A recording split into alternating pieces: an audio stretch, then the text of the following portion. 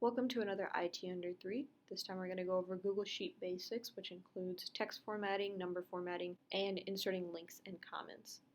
So starting off, we're going to look at a group of numbers, which is supposed to be like sales and growth data.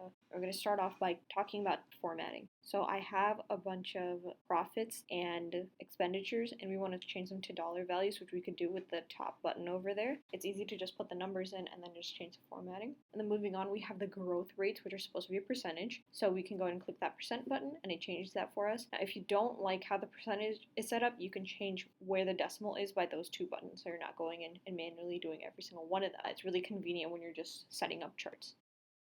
So moving on, we have one section that's in the red because it's a negative number, and you can use that fill tool to change that up. And then we're going to move on to the text formatting. So I just want to change the font, and I'm going to change Times New Roman. And then moving on, I have a key. I want the key to stand out. So what I'm going to do is have an outline. I'm going to border it. So you use the border tool, and you can change the color for it. And then I'm just doing a couple more formatting things like adding bold and italicization, using the fill tool once again to make it look nice and stand out.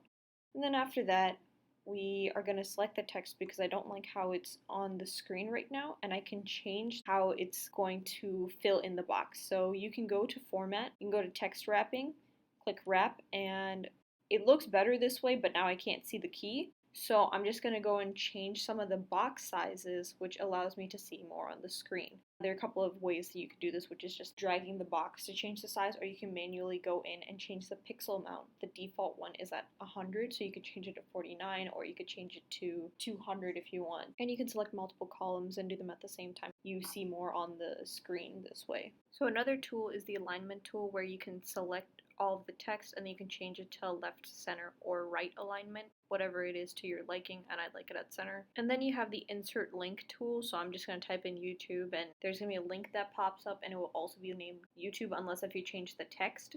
And another tool I want to talk about is the spell check, so you can go into tools, go to spelling, and you get to go to spell check and just change everything, because expenditure is the right way to use the term instead of expenditures. So go ahead and use that tool when you need to. And finally, you have the comment tool, which can help you assign items if you are sharing this document, and it's a great feature to have and know about. So I'm just going to type in something random, and then I'll add someone, and they will get an email notification saying, hey, this has been assigned to you. But if you need help, use the help tab in the bar up above, or reach out to our tech department.